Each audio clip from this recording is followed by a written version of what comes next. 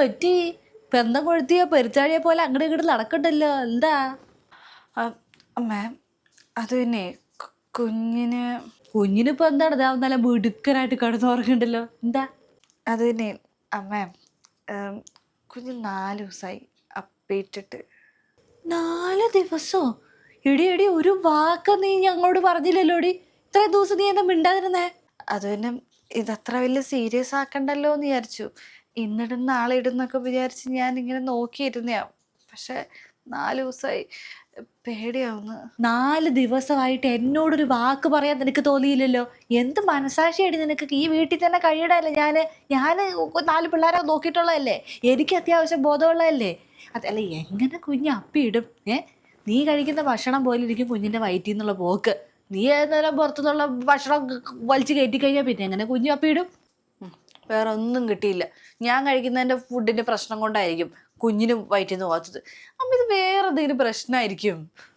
ഞാൻ പിന്നെ നിൻ്റെ അമ്മായിയമ്മയാണല്ലോ, ഞാൻ പറയുന്നൊന്നും നിനക്ക് പിടിക്കത്തില്ല. എന്ത് പറഞ്ഞാലും അത് മനസ്സിലാവത്തുമില്ല. എടി, നിൻ്റെ മുലപ്പാലാണ് ആ കൊച്ചു കുടിക്കുന്നത്. നീ എന്ത് കഴിച്ചാലും അത് കൊച്ചിനെയാണ് ബാധിക്കണത്.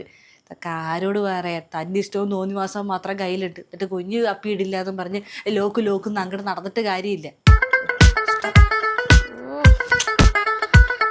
പക്ഷെ എന്നാൽ എന്തായിരിക്കും?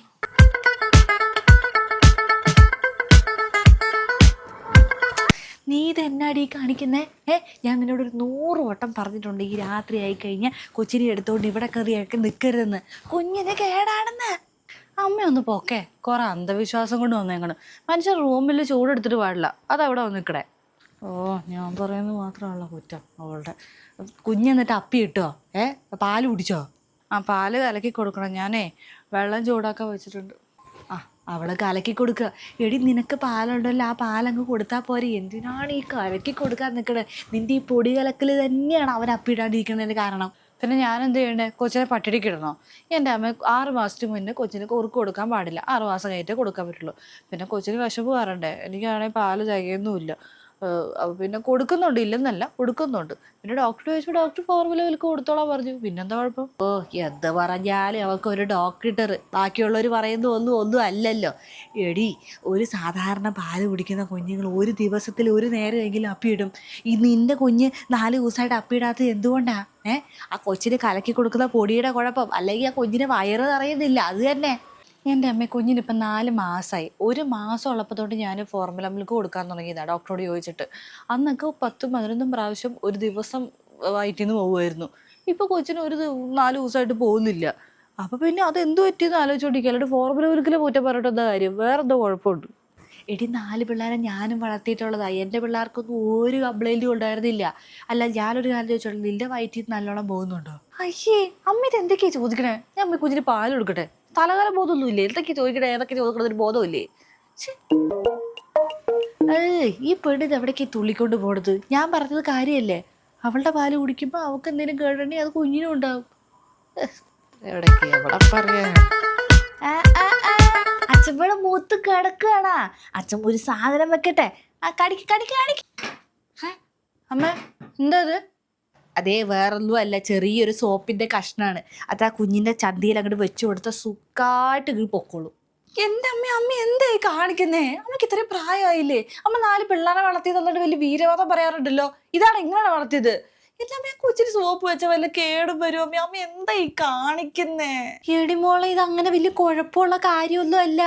കുഞ്ഞിന്റെ അവസ്ഥ കണ്ടിട്ട് ഞാൻ ചെയ്യണാണ്. നീ എന്താണ് ഇങ്ങനെ തൊട്ടേര് പിടിച്ചിട്ട് കടിച്ചു കീറാൻ വരണത്? എനിക്ക് മനസ്സിലാവില്ല. ഞാനിപ്പോൾ അത് സുമ്മ എടുത്ത് പറഞ്ഞപ്പോൾ സുമ്മയാണ് പറഞ്ഞ് സുമ്മയുടെ പേരക്കുട്ടിക്ക് ഇതുപോലെ ഇങ്ങനെ വന്നപ്പോൾ സോപ്പിൻ്റെ കഷ്ണം വെച്ച് കൊടുത്ത് സുറാന്നങ്ങോട്ട് പോയിന്ന്. എടി, നല്ല കാര്യത്തിന് വേണ്ടി ചെയ്യണാണ്. നീ എന്തിനാണ് ഇങ്ങനെ എല്ലാത്തിനും കുറ്റം പണ്ട് കുടിക്കണത്?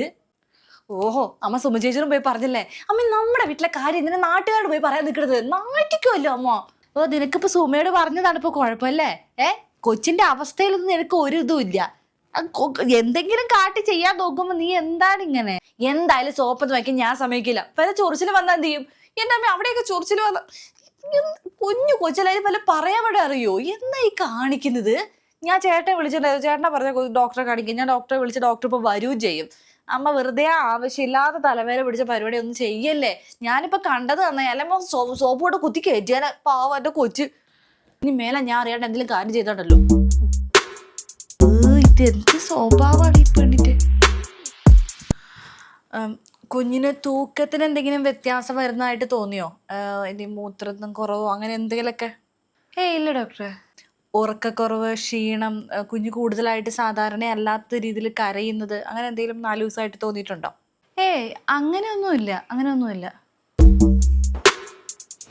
അപ്പൊ പിന്നെ പ്രശ്നമില്ല. ഞാൻ നോക്കിയിട്ടും കുഞ്ഞിന് വേറെ പ്രത്യേകിച്ചൊന്നും കുഴപ്പങ്ങളുള്ളതായിട്ട് തോന്നിയില്ല. പിന്നെ സാധാരണയായിട്ട് ഒരു 6 ദിവസം വരെ കുഞ്ഞുങ്ങൾ അപ്പിയിടാതിരുന്നാൽ നോർമലാണ്. അത് കഴിഞ്ഞും അതായത് 7ാമത്തെ ദിവസവും കുഞ്ഞ് അപ്പിയിട്ടില്ലെങ്കിൽ മാത്രമേ ഡോക്ടറെ കാണിക്കേണ്ട ആവശ്യമുള്ളൂ കേട്ടോ. ഇല്ല ഡോക്ടറെ, ഞാനും കുഞ്ഞുങ്ങളെയൊക്കെ വളർത്തിയിട്ടുണ്ട്. എൻ്റെ മക്കൾക്കൊന്നും ഇങ്ങനത്തെ കുഴപ്പമില്ലായിരുന്നു കേട്ടാ. അമ്മ, ഓരോ കുട്ടികൾക്കും ഓരോ രീതിയായിരിക്കും. എല്ലാവർക്കും ഒരുപോലെ ആവണമെന്നില്ലല്ലോ. ചില കുട്ടികൾക്ക് നന്നായിട്ട് പോകും, ചില കുട്ടികൾക്ക് കുറയും. മെയിനായിട്ടെന്ന് പറയാൻ 6 മാസം വരെ സാധാരണ കുഞ്ഞുങ്ങൾ മുലപ്പാൽ മാത്രമാണ് കുടിക്കുന്നത്. മുലപ്പാലിൽ അത്യാവശ്യത്തിലധികം പോഷകങ്ങളുണ്ട്. കുഞ്ഞുങ്ങൾ മുലപ്പാലിൽ നിന്നുള്ള പോഷകങ്ങളെല്ലാം വലിച്ചെടുക്കുന്നുണ്ട്. കൂടുതലായിട്ട് മുലപ്പാലിൽ അങ്ങനെ വേസ്റ്റ് പ്രൊഡക്ട്സ് ഒന്നും ഇല്ല. അതുകൊണ്ട് തന്നെ മോഷനൊക്കെ കുറയാൻ ചാൻസ് ഉണ്ട്. ഇവളുടെ എത്ര പറഞ്ഞാലും മനസ്സിൽ ഇവള് പുറത്ത് ഈ ആഹാരങ്ങളോടാണ് ഇവർക്ക് താല്പര്യം. ഇങ്ങനെ വീട്ടിലുണ്ടാക്കുന്ന ഒരു ഭക്ഷണത്തിനോട് താല്പര്യമില്ല. ഈ പുറത്തുനിന്ന് എങ്ങനെ വേണേൽ വലിച്ചു വരുത്തില്ല. അത് കുട്ടിക്ക് കേടല്ലേ, പറഞ്ഞൊന്ന് മനസ്സിലാക്കും ഡോക്ടർ. അമ്മ എന്ത് ഭക്ഷണം കഴിക്കുന്നോ അതിൻ്റെ ഒരു റിസൾട്ട് കുഞ്ഞിനാണ് കാണുന്നത്. കാരണം മുലപ്പാൽ കൊടുക്കുന്നത് കൊണ്ട്. നമ്മൾ സാധാരണയായിട്ട് മുലപ്പാൽ കൊടുക്കുന്ന അമ്മമാർ ശ്രദ്ധിക്കേണ്ട കുറേ കാര്യങ്ങളുണ്ട്. നന്നായിട്ട് വെള്ളം കുടിക്കണം, ഒത്തിരി എരിവുള്ള ഭക്ഷണങ്ങൾ കഴിക്കാതിരിക്കുകയായിരിക്കും കുറച്ചും കൂടി നല്ലത്. പിന്നെ ഇലക്കറികൾ, നല്ല ഫൈബർ റിച്ച് ആയിട്ടുള്ള ഫുഡ്സ് കഴിക്കണം. അതായത് ഫ്രൂട്ട്സ്, പേരക്കയൊക്കെ നല്ല രീതിയിൽ കഴിക്കണം. ഇത് കുഞ്ഞുങ്ങൾക്ക് പാല് കൊടുക്കുന്നതിന് വളരെയധികം സഹായിക്കുന്ന കാര്യങ്ങളാണ്.